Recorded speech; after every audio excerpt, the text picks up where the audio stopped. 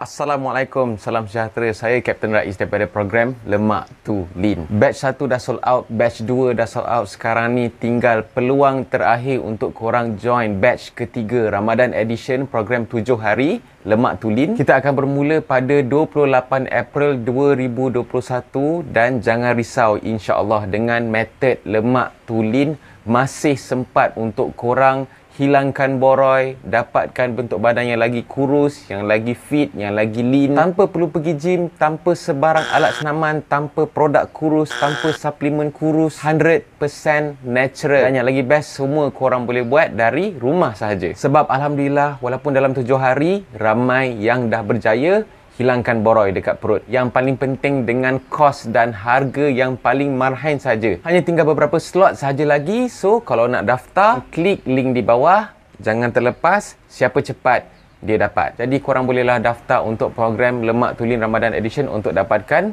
badan raya. Wakanda forever.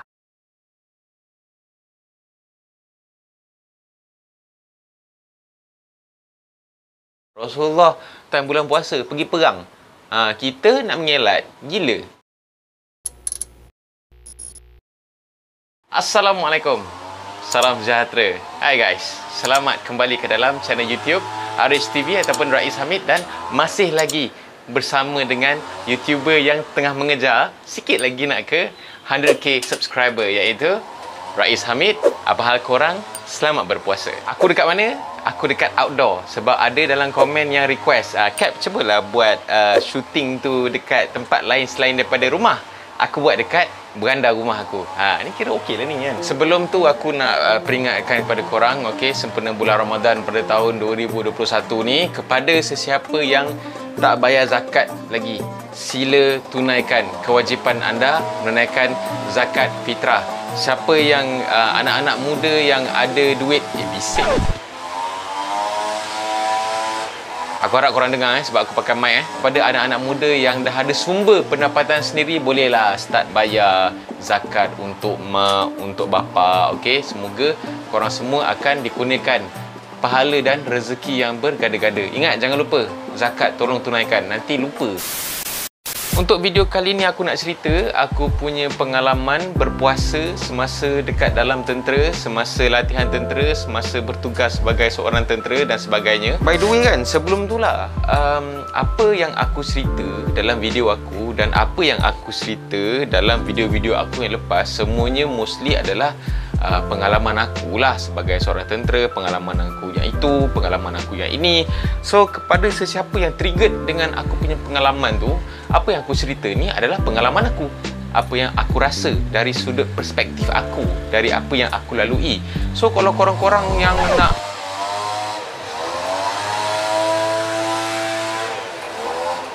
apa yang aku cerita dalam video-video aku yang lepas, mostly adalah aku punya pengalaman, apa yang aku lalu, apa yang aku fikir, apa yang aku rasa dari sudut perspektif aku sendiri.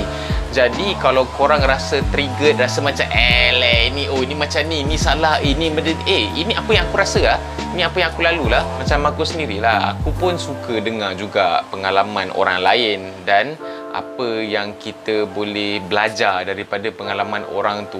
Benda yang baik kita ambil, benda yang tak baik kita abaikanlah, jadi pengajaran untuk kita pula. Tak adalah every time kalau kita tak setuju dengan pendapat orang tu, kita nak kena bangkang, aku tak suka. Cuba belajar sikit, kita buang yang keruh, ambil yang jernih kan. So untuk kali ni aku nak cerita pula aku punya pengalaman berpuasa lah masa aku dalam tentera. Dia sebenarnya dia lain lah daripada askar-askar yang lain. Contohnya macam tentera darat, tentera laut. Okey, macam tentera laut, dia ada geng yang pergi berlayar, dia akan stranded beberapa bulan ke atas laut, ada berbuka dekat atas laut. And then kemudian kalau bagi tentera darat pula, dia ada operasi dekat dalam hutan, dia akan berbuka dekat dalam hutan apa semua. Air Force macam tak ada apa benda tu. Bukan sebab apa, sebab Air Force kan dia atas udara kan. Kita dekat atas udara berapa lama sangat boleh tahan sampai minyak habis je lah. So kita akan berbuka puasa dekat on ground juga akhirnya. Bagi aku, pengalaman berbuka sebagai seorang tentera dan sebagai seorang tentera udara secara spesifik, ada benda yang pahit, ada benda yang manis. Mostly bagi aku manis lah yang aku lalu kan. Aku cerita dulu pengalaman pahit aku semasa berpuasa, masa dekat dalam tentera, especially waktu latihan lah. Okay, waktu latihan, kalau ada aktiviti latihan yang besar-besar, contohnya macam kita orang ada aktiviti menembak, kita orang ada aktiviti river crossing. Sebab apa?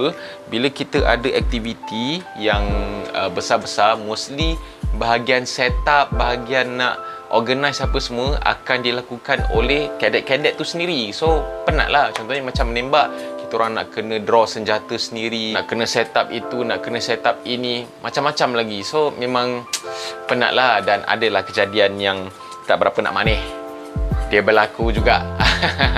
Di mana kita orang, aku tak nak libatkan orang lain. Aku siap ada plan dah. Okey, masa menembak aku tak nak puasa sebab confirm penat.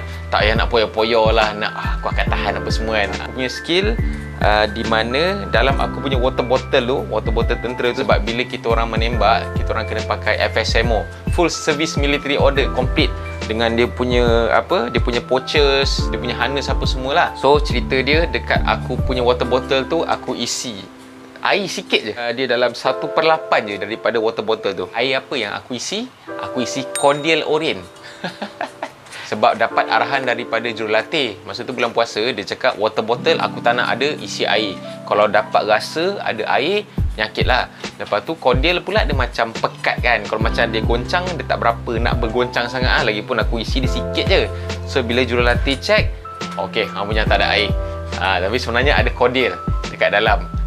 Lepas tu pergi kat sana, cari pipe, isi air pipe, minum sedap lah buka puasa. Apa barang nak ponteng puasa minum air pipe kan, kita minum air cordial kan. Tapi korang janganlah tiru pula, aku share pengalaman aku je. Ini benda yang keruh, jangan ambil benda yang keruh. Lagi pengalaman pahit masa berpuasa tak banyak sangat lah. Aku terus skip dekat bahagian yang manis lah.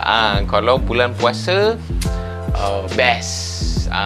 Dalam latihan ke, masa aku dah kerja ke, sangat best. Contohnya semasa aku dekat fasa latihan. Okey, dekat mes, dekat kita punya dewan makan, memang dah ada bajet untuk kita punya hidangan-hidangan dekat dewan makan tu lah. Dia akan ada breakfast, ada tea time, ada lunch, ada tea break petang, and then ada dinner. Tapi untuk bulan puasa, kita biasanya akan ada sahur dan berbuka sahaja. Jadi bajet untuk tea time, untuk lunch, untuk tea petang tu, dorang dah kumpulkan dia punya bajet tu dan bawa ke malam. So staff-staff mes ni biasanya dia akan beli kuih-kuih apa semua. So bila time buka puasa dekat mes, dekat dewan makan kita orang, time latihan tu memang orang kata dah tak payah nak pergi bazar dah. Memang bermacam-macam jenis kuih ada. Siap kau boleh pesan lagi dekat staff mes tu. Staff, hari ni saya nak makan kari pap lah. So dia pergi beli lah. Best lah kalau nak cerita pasal makan, memang best. Lepas tu pula kita orang banyak terlibat dengan majlis-majlis rasmi, macam berbuka puasa dengan Menteri Besar,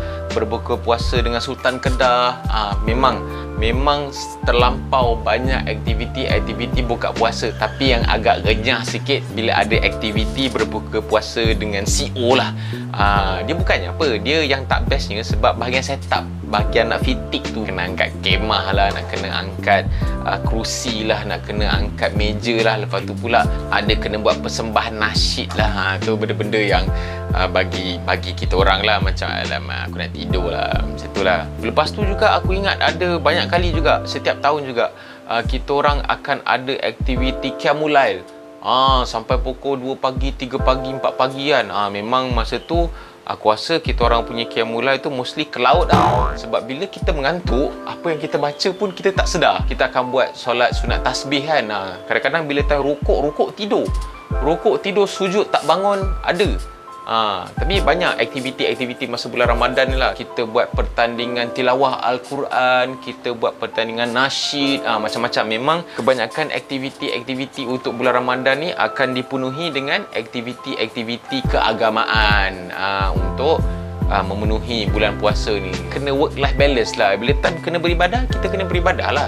Janganlah bila time bulan puasa kau pergi ye pula. Kalau fasa masa dah bekerja, aku so far alhamdulillah tak terlibat dengan mana-mana operasi. Kalau hari-hari biasa aku bekerja tu tak adalah apa yang special sangat pun. Nak kata tak dapat pergi bazar, tiap-tiap hari aku pergi bazar masa tu. Nak kata berbuka dekat mes, tiap-tiap hari aku buka dekat mes. Macam aku cerita tadi, konsep dia sama juga macam masa kita latihan tu. Yang aku cerita tadi tu, yang diorang kumpulkan dia punya ransum lunch, tea time apa semua tu, dia bawa ke dinner, dia akan beli kuih-kuih. Samalah masa dah kerja, masa aku duduk dekat mes pun macam tu juga. Buka puasa memang kita orang alhamdulillah mewah dengan makanan lah. Ada jugalah sekali tu macam pergi dekat mes sebab malas nak pergi mes. Kalau nak pergi mes ni kena protokol, kena pakai baju casual smart, bercollar lah, berbenda lah. So apa yang aku buat, pergi awal, tapau makan, buka kat bilik.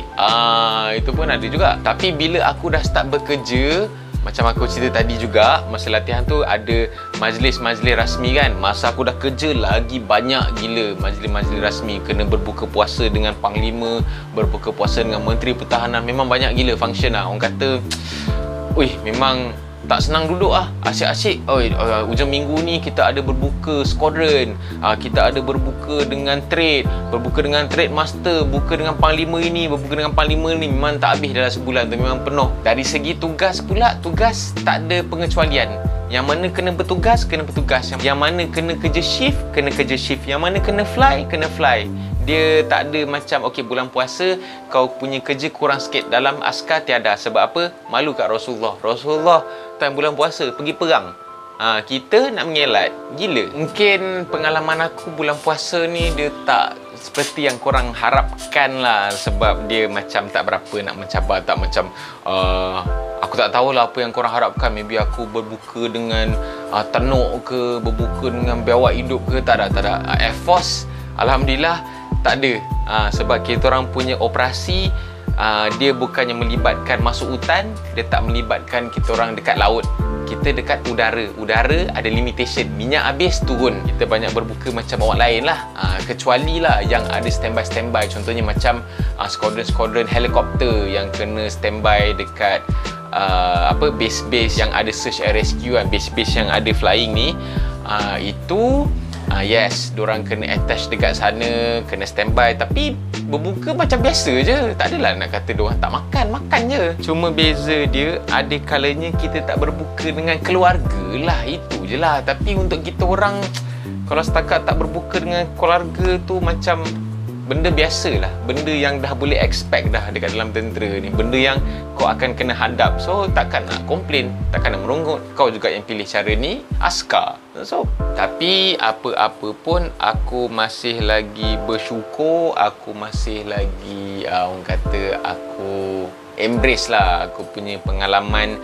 Walaupun tak seteruk orang lain, mungkin tak seindah orang lain, tapi masih lagi aku ada pengalaman berbuka puasa sebagai seorang tentera lah selama 14 tahun daripada aku training sampai aku dah kerja. Oh, dan ada satu lagi lah, dia akan ada majlis-majlis di mana pihak ATM akan memberi sumbangan dekat anak-anak yatim, sumbangan bantuan. Kita kena buat jiwa murni, kena buat berbuka puasa dengan anak yatim dan sebagainya. So cerita dia dalam TUDM ni, kalau masa dalam bulan puasa ni, proses transition aku daripada budak-budak nakal yang tak suka nak puasa, curi-curi makan, pergi bazar pukul 3 petang, lepas tu balik bilik terus buka puasa, kepada aku yang semakin matang, semakin faham dengan kehendak agama lah. Dan benda-benda tu alhamdulillah Allah bagi aku belajar semua tu masa aku dekat dalam tentera. So alhamdulillah lah.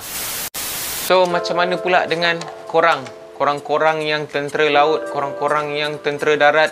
Ada kalau siapa-siapa nak cerita korang punya pengalaman berbuka dekat atas kapal, kena masak atas kapal, lepas tu bergelora pula, tiba-tiba telur korang jadi hancur ke benda ke, boleh komen dekat bawah, share dekat bawah korang punya pengalaman berpuasa. Kawan-kawan kita, adik-adik kita yang civilian ni, diorang nak tahu macam mana kita berpuasa semasa dalam tentera. Dan tolong share je lah video aku ni kan.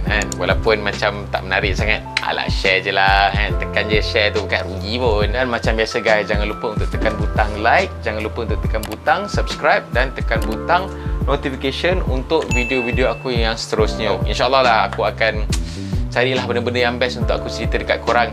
Okay? Dan kepada sesiapa yang teringin nak aku buat review dekat dorang punya produk, tak kisahlah apa-apa pun, boleh DM aku dekat IG aku, macam dekat link dekat bawah. Okay? Dan kepada sesiapa yang nak kurus, nak mual lemak, nak buang boroi sebelum raya nanti, masih sempat untuk join batch terakhir Lemak Tulen Ramadan Edition. Klik je dekat link dekat bawah. Sehingga kita berjumpa lagi dalam next video. Assalamualaikum. Have a nice day. Puasa elok-elok, jaga dosa pahala, jaga nafsu, jaga SOP. Banyak benda nak kena jaga. Semuanya untuk kita dan untuk semua orang. Assalamualaikum. Bye-bye. Outdoor sangat.